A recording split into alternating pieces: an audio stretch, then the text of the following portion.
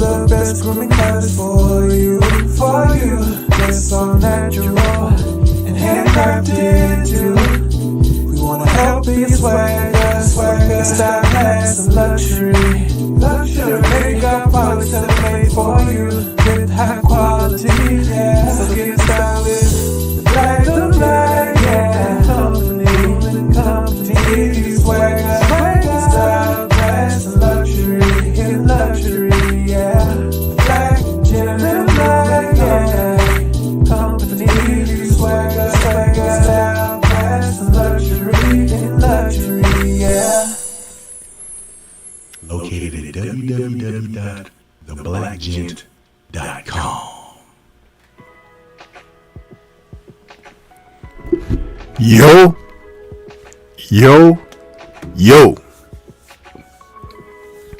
What's good? It's Stormybman, and I am back. Welcoming you to the post-fight show with Stormybman for this Saturday, March 15th. 2025. This is the post-fight show for Ball versus Doheny, the WBA Featherweight title that just wrapped on Dazn. We saw that Nick Ball was able to secure a 11th round TKO stoppage where TJ Doheny's corner stopped the fight between the 10th and 11th rounds in the corner. He wasn't able to return to the ring for the 11th after putting on a tremendous effort where he led strongly, but it's not always how you start out, it's how you finish. And once again, we had an opportunity to witness a young fighter that was so,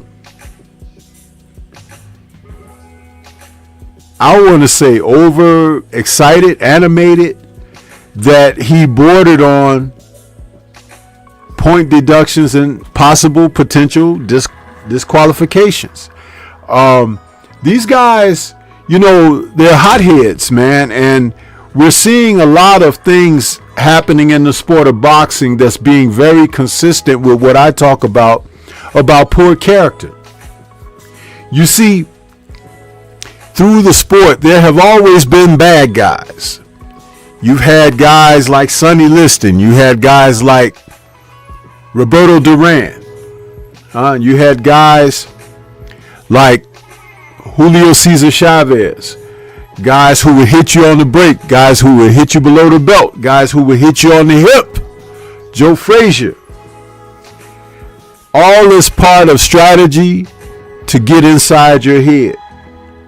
But some of these men of today, with what they do,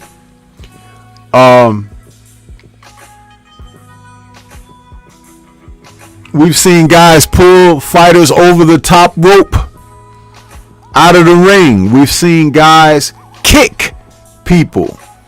This wasn't the first time I've seen a fighter kick another fighter in the ring, but I will say this for this evening, when witnessing Nick Ball kick TJ Doheny in the lower thigh, I won't say that it was justified, but I understood what he was doing. When the replay showed the action, Doheny had him in a headlock under his left arm, and he was squeezing him. He was like really choking him in that instant. Though it was very brief, but it was effective. And as soon as he got loose, Ball cut loose with a kick. Now that kick, because it was the second infraction, though they didn't see the first, it could have warranted an immediate DQ. So here we are. We're talking about things where, you know, you have to have a cooler head. You know what I'm saying? So I witnessed a lot of stuff during this particular fight, and it takes me back to Donovan versus Crocker, where you have a guy that's pretty much winning the fight, but he just can't contain himself with discipline. It's like, you know, I watched the old Kung Fu movies, and you got the master, and the guy was always asking, "Master, can you teach me? Can you teach me?" And one of the reasons why the masters don't want to take on pupils is because a lot of the guys only want to learn the skills so they could go out and bully other people and do things that they can get away with because now they can fight. And the masters understand that, because in order to really become a master, you have to suppress all of those desires, feelings, and emotions, and become a person that has become one with not only what you have learned, but what you put out into the universe. That's mastery. And so when these guys, just because you've learned how to throw certain punches, and you may have power, and you may have speed, you may have youth and enthusiasm, mastery of self is one of the most difficult things in life's existence. So what's good, you guys? What's good? Welcome to the post-fight show. We're going to talk about this and a few of the other fights that were on the card. We have another card that's coming up this evening where we'll get a chance to see Austin Williams take on Patrice Volney in another Dazn broadcast.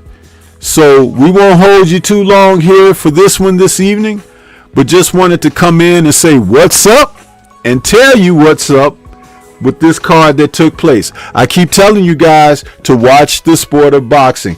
There is so much to take away from this card this evening, because we saw something that I could actually put very high on the list of one of the worst fight performances I've ever seen watching boxing. I mean, one of the worst. It wasn't the worst, but it has a high ranking, huh? Yeah. So let's take a moment and do a quick roll call, see who we got out here in the building. Over 30 something people, but only a couple folks have written in the chat. See there? That's how they do, man. But we here all the same. Mr. Shelton's in the building, throwing up the deuces. What's happening with you, Mr. Shelton? Universal is out there saying, salute Sensei. J-Man is back with us. What's going on with you? Isaiah GQ, what's happening? Freedom's March in the building saying, yo. And Mr. Shelton is saying, kick him. Yeah, kick him. Break out with some kung fu in the ring, huh? Well, that was really like an MMA kick, wasn't it? Truly.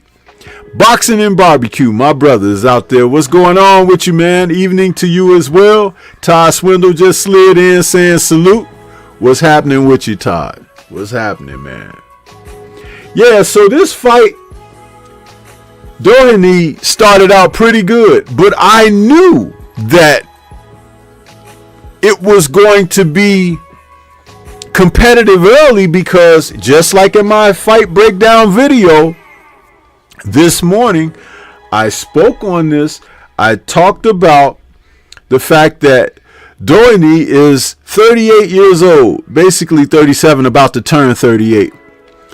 And Ball is already 28, a decade his junior, much fresher and compact, to where he's kind of built for physical. You know, he's like a little guy that could be a halfback, you know, in college football or something. But I'm gonna tell you, when I did the breakdown video, I talked about how TJ from Ireland, the Irish fighters are always tough.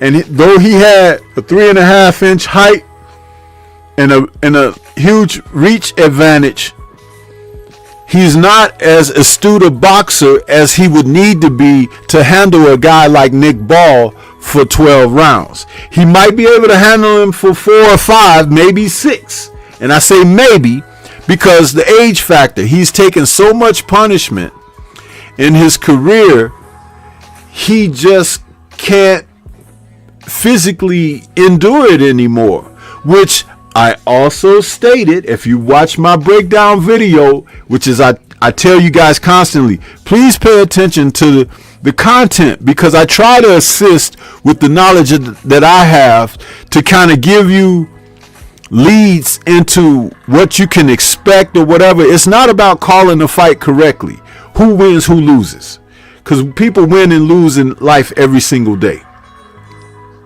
It's about understanding what will transpire or can transpire with the paths that are crossing, and who's gone through certain things, who has not, who's the fresher, who's the more aged.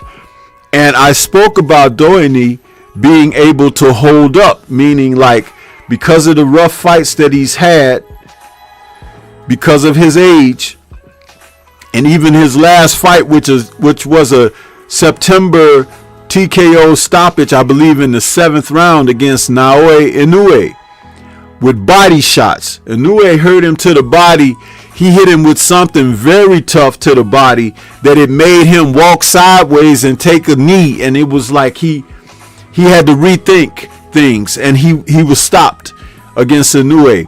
And I'm like, Nick Ball is strong, he's powerful, he's a little guy, but if he were to concentrate on TJ's body, he would get the same result.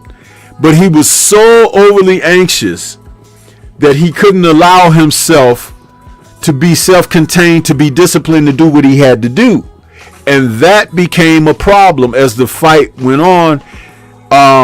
Early on, he was trying to gauge distance and stuff like that, where TJ was having his advantages, and the southpaw position was assisting in that, because TJ understood that in opposing positions, southpaw against orthodox, the one who's able to keep the lead foot outside of the other person can work within that framework and control certain aspects of distance, reach, and if your timing is good, you can get off to a easier start of getting into rhythm. And that's what TJ was able to do. We got a couple more people in the building here. Todd Swindle's in the building. What's happening?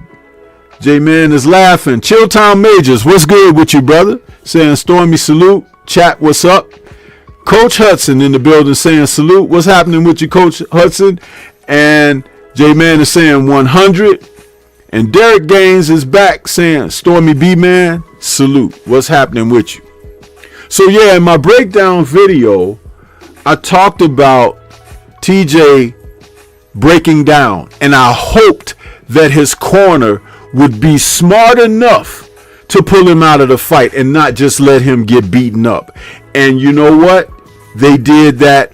My hat is off to TJ's corner. They stopped the fight. 3 rounds. I think it was rounds 8, 9, and 10.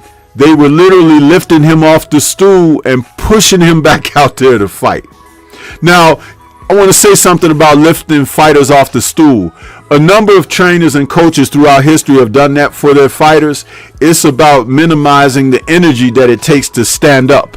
So they lift you, and so you're already on your feet instead of straining to get up. You might think that it doesn't matter, but every little surge of energy is important. And if you notice, Ball was standing the entire time in his own corner, so he wasn't even fatigued where he needed to sit down.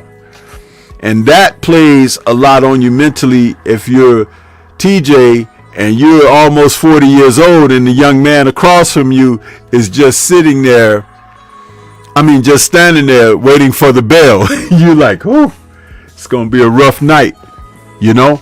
So that's what happened there, and I talked about that in my breakdown video.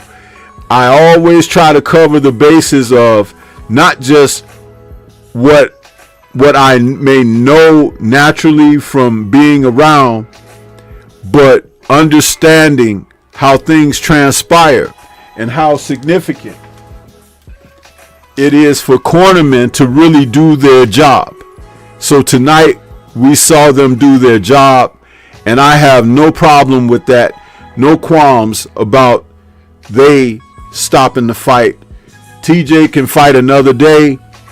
His time for challenging world titles is probably done, but he's still a fighter that can, if he wants to continue to try to earn a payday, he can get out there, but they have to take care of him.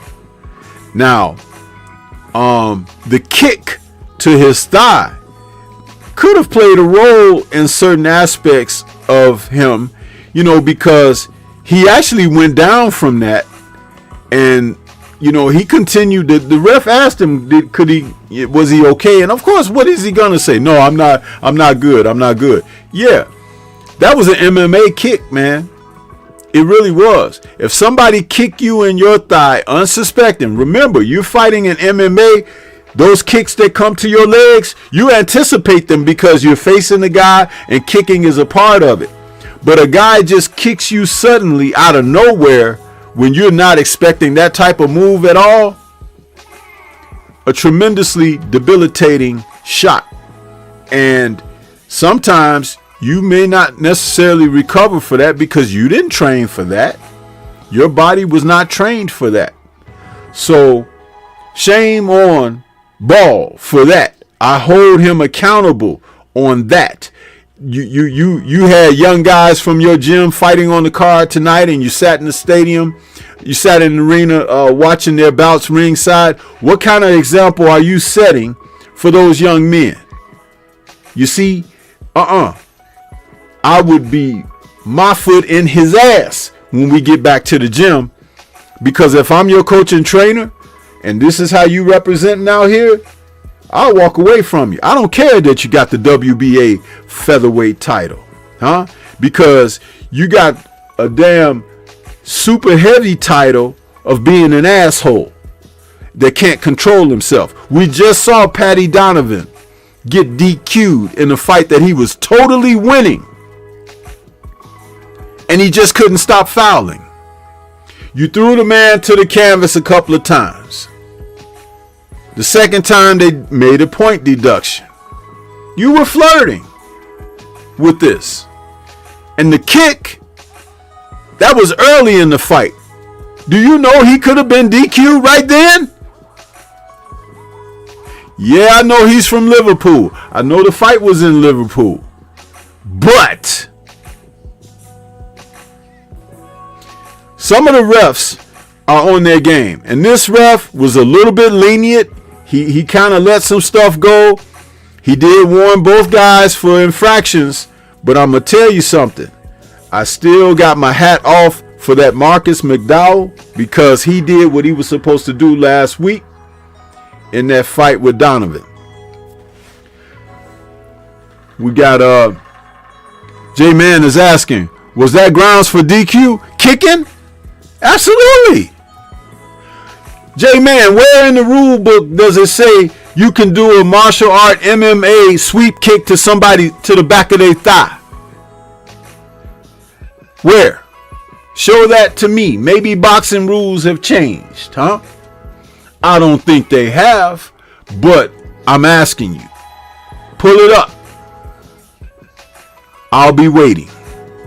But I ain't gonna be here all night because I got some fights to watch on the other Dazn card. DOG 215 in the building. What's happening with you? He says, what's up, Stormy? Kicks, tackles, crazy fight. Yeah, man. Absolutely.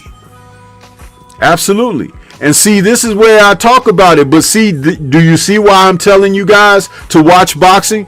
It don't matter because these guys are from overseas in the UK and Ireland and everything. Watch the sport. You will learn. You will get a genuine education based on what you're witnessing and the infractions that take place, the advantages fighters have.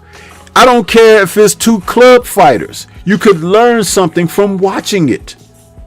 Coach Hudson is out there. He'll tell you, huh? You can learn from watching boxing matches, man. It don't just have to be the guys you like.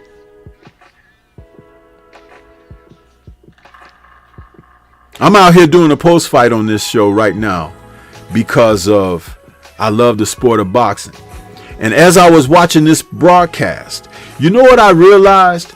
Because I was listening to, I'm watching the broadcast, but I was listening to another UK station that has a channel as they were doing a watch along, and they had the guys talking and giving commentary.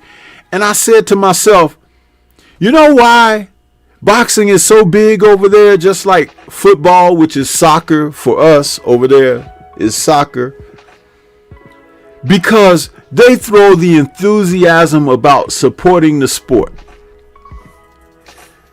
They were readily giving TJ the rounds that he earned and everything. They were, even though Nick Ball was fighting in his hometown and everything, they were talking about early on how he was behind. And that was another round for TJ as he was putting rounds together and Ball was struggling. Honest.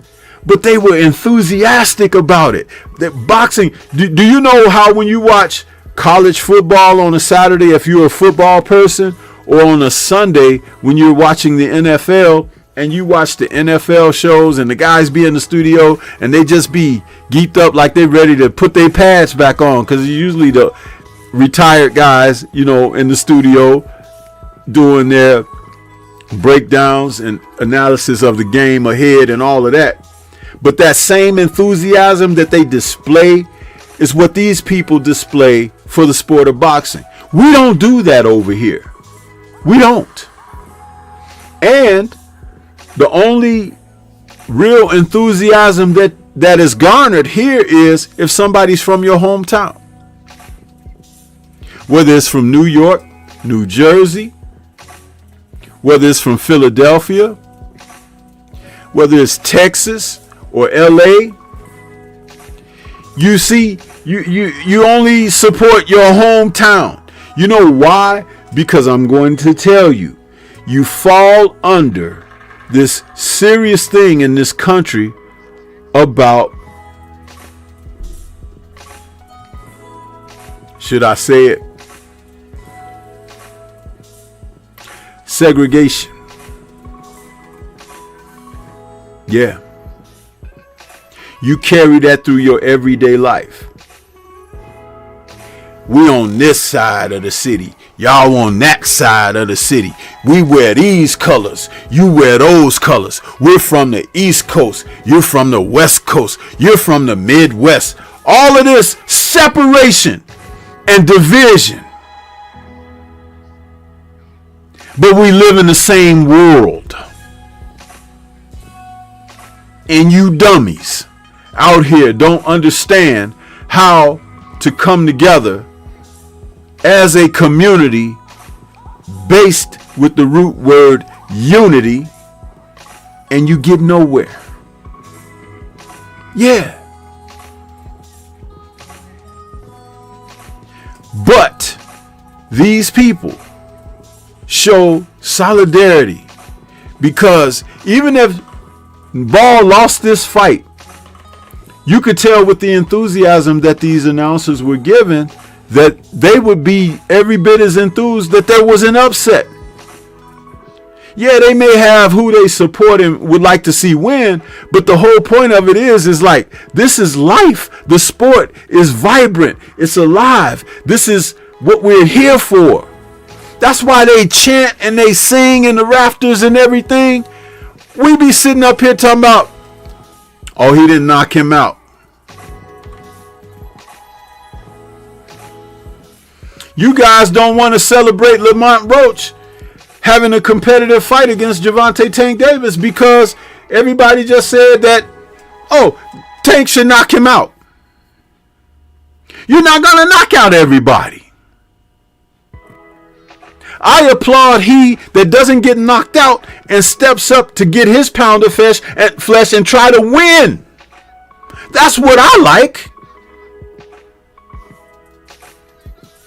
And the whole point about it is 9 out of 10 people viewing have an adulation and an admiration for the guys who get in the ring and do this because they wouldn't do it their damn self. Shit, I ain't getting punched in the face. But you're going to be critical of a guy who does it for a living without understanding a damn thing about the principalities of the sport. Which is why most of these guys out here that are so-called content creators or whatever, they can sit up and talk a good game and make you really think that they know what the hell they're saying.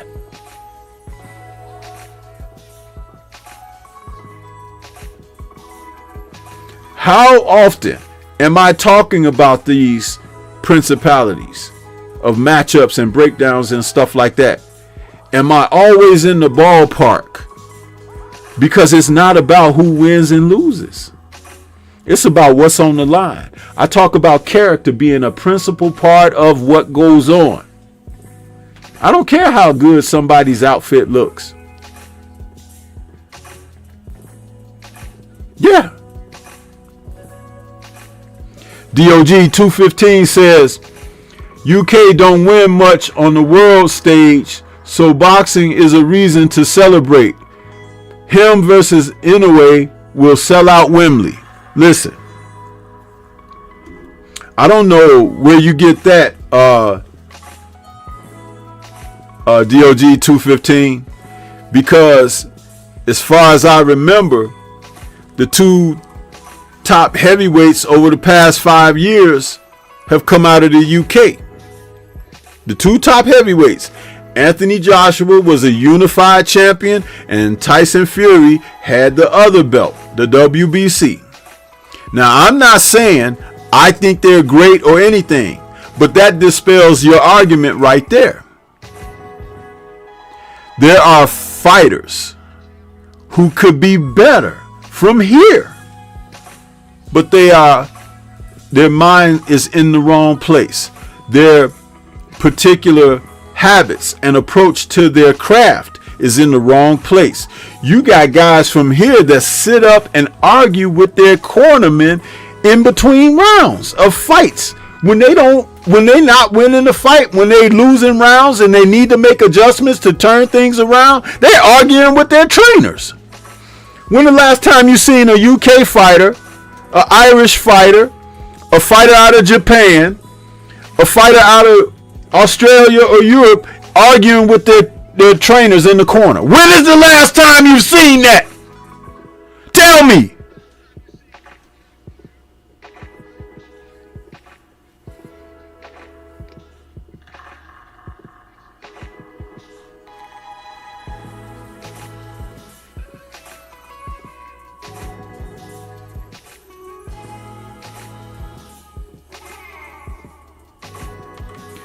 When does a shitload of Americans, Westerners as they've been called, get on a plane or a boat and take their ass over to Australia, the UK, Ireland, to support an American fighter in a world championship fight? I'll wait. You won't even buy a damn ticket here in the US if it's held in your damn hometown. But you want to put them down. I just said their enthusiasm is just like Americans' enthusiasm for college football. It's the same. It's just that with closed-mindedness, you can't see it because you are bought into the separatist attitude, this segregated mindset. You are separatists against your own fucking people in your own fucking community. I just gave an example of that when I said you from that side of the city, he's from this side of the coast and all of that. And you will fight and kill each other over that stupid shit.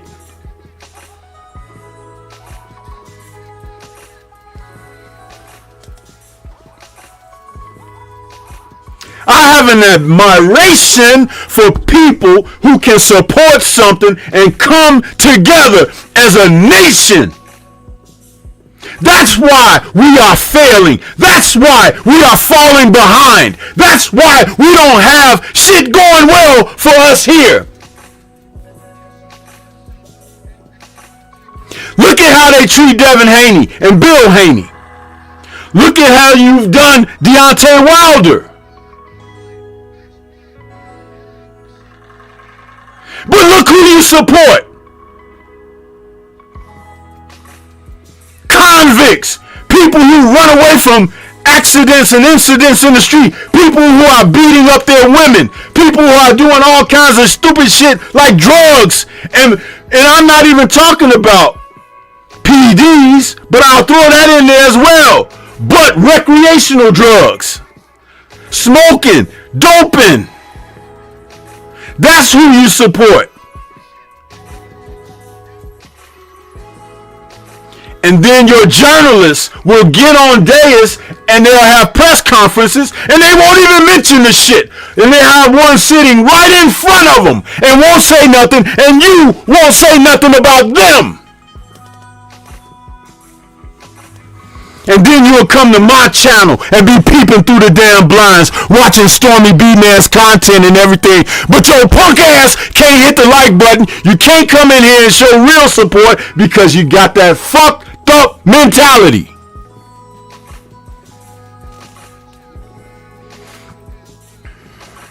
You don't know shit about boxing.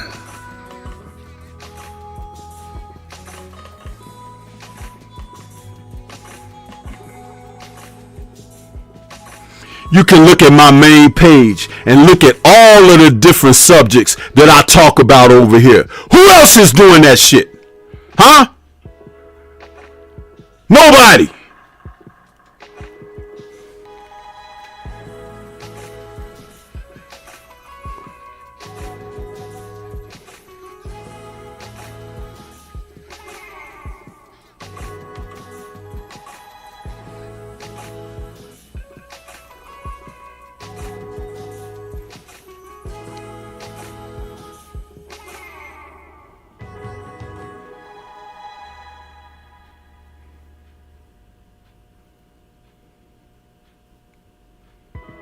No, DOG 215.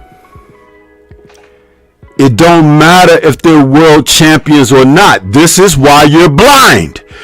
It doesn't matter. You don't have to be the world champ. You don't have to be the best. It's the fact that you're doing it and they get behind you and they support you because they love what the sport is.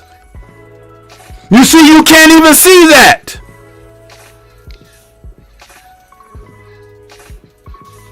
Why do you think I'm doing this post-fight show? Because I love boxing. It's so much on now that I can't watch it all.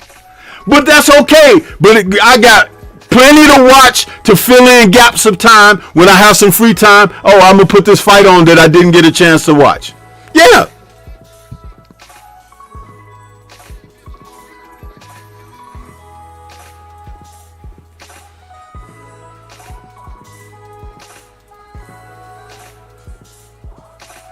Every time. And you get these so-called fucking experts that come on here and they want to talk after something happens. The shit goes viral. But I've been here like a ship in the ocean, steady, full steam ahead.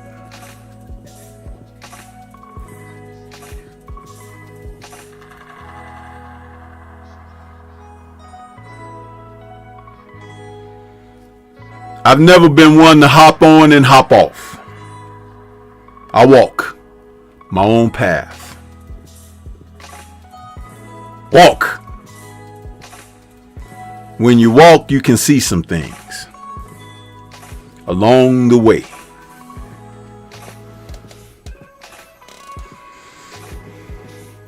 EJ, what's happening? I see you out there. Black Martial Arts Society, what's good?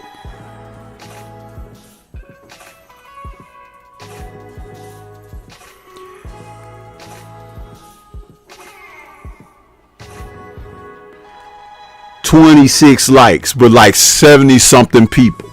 Fuck out of here.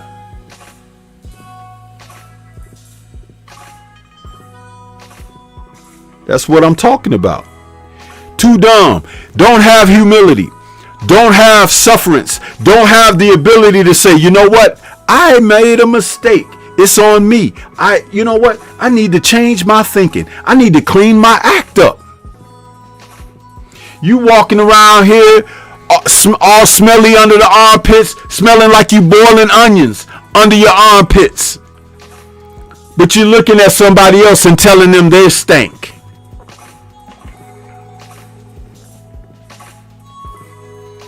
Anyway, back to boxing from the UK.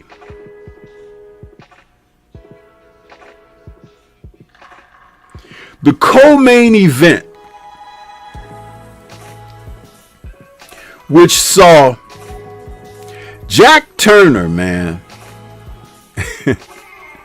This kid, Jack Turner, he reminds me of the young man that played Pippin in Lord of the Rings. He's got that little look, and he's a little guy. Super flyweights.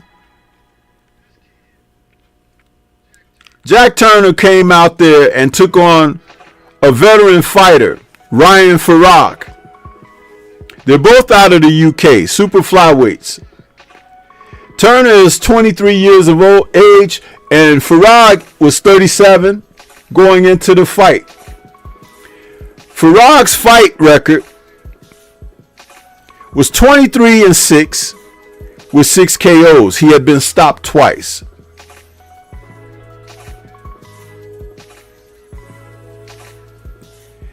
Now, because he's a local fighter, a lot of you may not know about him. But he lost a fight unanimously to Sonny Edwards in October of 2018. Now, some of you know Sonny Edwards.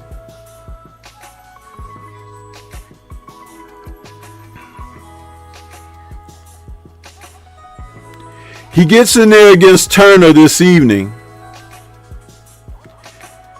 who they've nicknamed El Terrier. Turner gets into this fight, and they say that he can punch.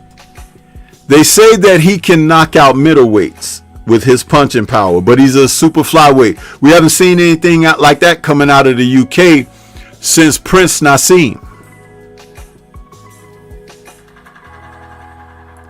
The first round, Farag was boxing okay, but you could see that Turner had pressed him into a couple of corners and got some shots off that made him feel very uncomfortable. But in the second round, he unleashed the Kraken on Farag. And I was like, wow, this kid, he's strong. Now his style and technique might be a little crude for what we know about rhythmic and perpetual motion effective fighters out of the West. But when you can clean people up like he cleaned up Farag, all you got to do is crowd somebody and not give him much space. And he didn't need much space to get to work on Farag. So now his record goes 11-0 with 10 KOs. I want to see this kid again. He's 23 years old. Super flyweight.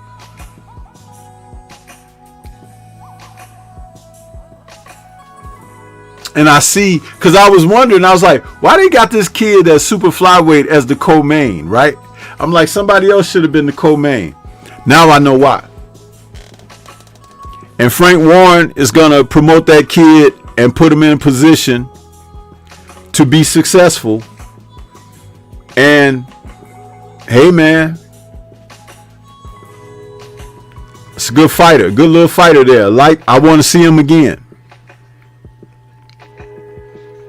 Now, the fight before that, Andrew Kane took on Charlie Edwards, Sonny Edwards' brother.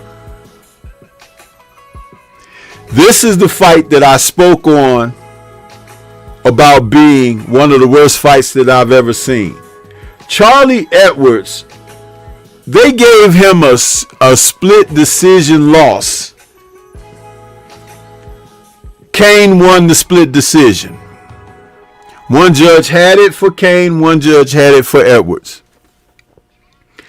I had Edwards losing every freaking round of this fight, man. He did not fight. He did not put on any display of trying to win. He only moved around. You know, for fighters that they accuse, like Dazn or Shakur, all he's gonna do is run like a chicken.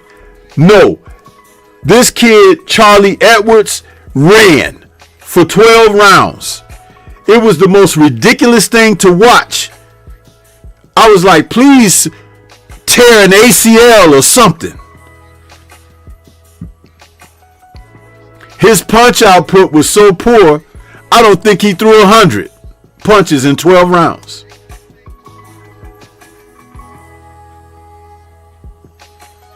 It was ridiculous, man. What the hell? I can't get with that, man. I can't get with that.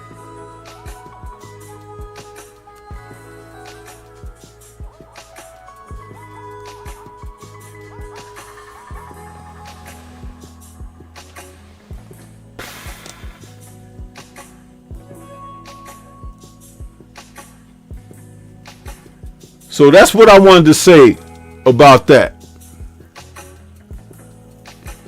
But I know that the other Matchroom card has started now with Williams and Volney. So I'm going to cut this short. But I'll probably maybe just do a video on Javier Herrera, who I mentioned last night.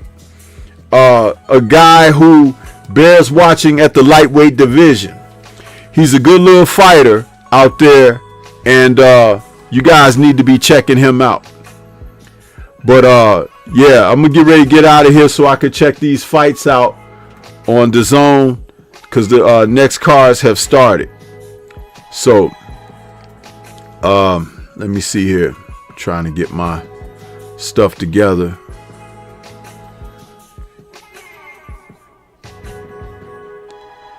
Before I go, I want to hit up my, man, where is the thing at?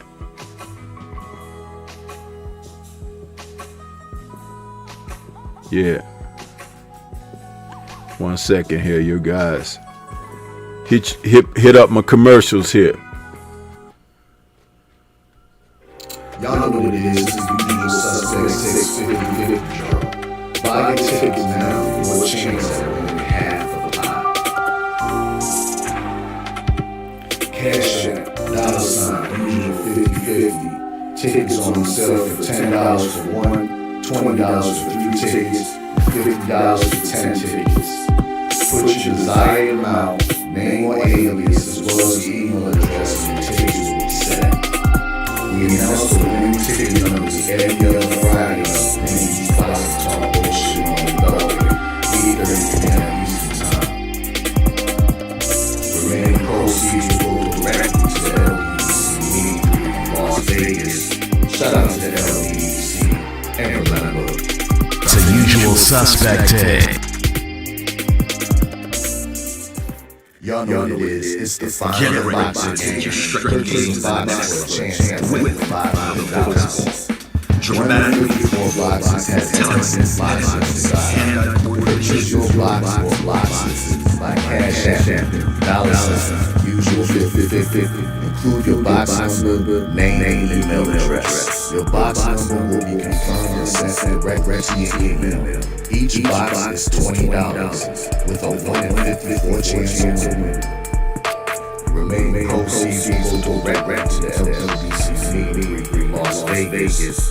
Shout out to the LBC, and remember, It's a usual suspect day.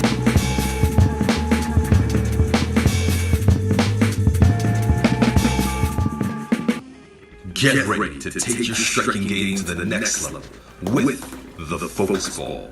Dramatically improved footwork, timing, head movement, hand-eye coordination, reflex, and overall fight IQ. It's lightweight and extremely portable, so you can train every time, everywhere. When you don't have a coach to do mimic work, get a Focus Ball. When you don't have a heavy bag to hit, get a Focus Ball. When you don't have a sparring partner, get yourself a Focus Ball. And when you just want to have fun punching and kicking, get a Focus Ball. When you train with the Focus Ball, you train your eyes and your brain to read punches so that you can hit and not get hit, making this very simple device a must-have for all combat sports athletes and enthusiasts alike. So if you want to take your striking game to the next level, don't wait. Get the Focus Ball now.